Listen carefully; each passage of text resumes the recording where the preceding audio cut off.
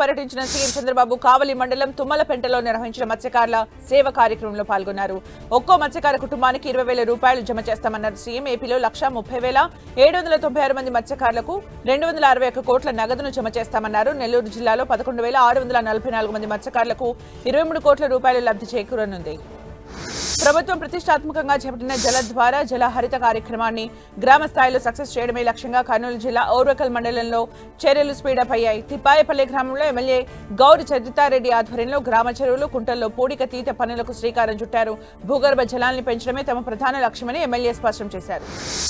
దళితుడైన సుబ్రహ్మణ్యన్ను MLC Anantha Babu హత్య చేసి door delivery చేయడం అమానుషమని టీడీపీ రాష్ట్ర అధ్యక్షులు పల్లా శ్రీనివాసరావు అన్నారు. విశాఖ జిల్లా గాజువాకలో బీతి సుబ్రహ్మణ్యం వర్ధంతిలో పాల్గొన్న ఆయన జగన్ పాలనలో అనేక మంది దళితులపై దాడులు జరిగాయని, దాదాపు 200 మంది దళితులను చంపేశారని ఆరోపించారు. నెల్లూరు జిల్లా ఆక్వా రైతుల్ని దళారులు నిలువు దోపిడీకి గురి చేస్తున్నారు. రొయ్యల ధరలు ఒక్కసారిగా 20 నుంచి 30 రూపాయలు తగ్గడంతో రైతులు తీవ్ర ఆవేదన వ్యక్తం చేస్తున్నారు. మంచి ధరకు రొయ్యల్ని అమ్ముకునేందుకు ప్రణాళికలు సిద్ధం చేసుకునే సమయంలో వెనామీ రొయ్యల ధర తగ్గడంతో తమకు తీవ్ర నష్టాలు వస్తున్నాయని రైతులు వాపోతున్నారు.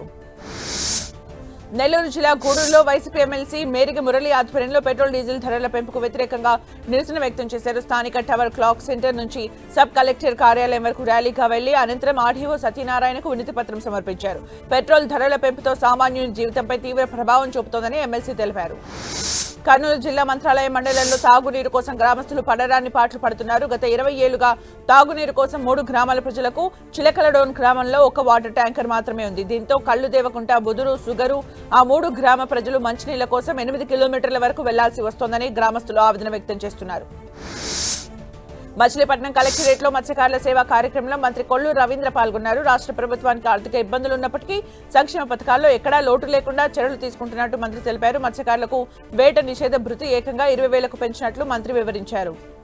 గోల్డ్పై ప్రధాని విజ్ఞప్తిపై ఏపీ స్వర్ణకార సంఘం నిరసన వ్యక్తం చేసింది. ప్రధాని వ్యాఖ్యల్ని నిరసిస్తూ కర్నూలు జిల్లా ఎమ్మెగనీరు స్వర్ణకార సంఘం ఆధ్వర్యంలో బంద్కు పిలుపునిచ్చారు. సెరాఫ్ బజార్లో ర్యాలీ నిర్వహించిన స్వర్ణకారుల కేంద్రం తీరుపై మండిపడ్డారు.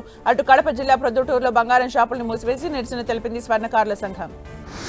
ఏలూరు ఎంపీ పుట్ట మహేష్ కుమార్ తన ఉదారతను చాటుకున్నారు. నూజివీడు మండలం పొడపాసిపల్లికి చెందిన అనాథ యువతి స్వాతికి అండగా నిలిచారు. తీవ్ర ఊపిరితిత్తుల వ్యాధితో బాధపడుతూ నడవలేని స్థితిలో ఉన్న స్వాతిని చూసి చలించిపోయిన ఎంపీ 20,000 నగదుతో పాటు వీల్ చైర్ని అందజేశారు. పూర్తిగా కోలుకునే వరకు అండగా ఉంటామన్నారు. తిరుమల శ్రీవారిని వాళ్ళ పలువురు ప్రముఖులు దర్శించుకున్నారు. Karnataka deputy CM DK Shivakumar, AP మంత్రి అనగాని సత్యప్రసాద్ శ్రీవారిని దర్శించుకుని మొక్కులు చెల్లించుకున్నారు. దేశంలో ఆర్థిక ఇబ్బందులు రాకుండా చూడాలని తిరుమల శ్రీవారిని వేడుకున్నట్లు డీకే శివకుమార్ తెలిపారు.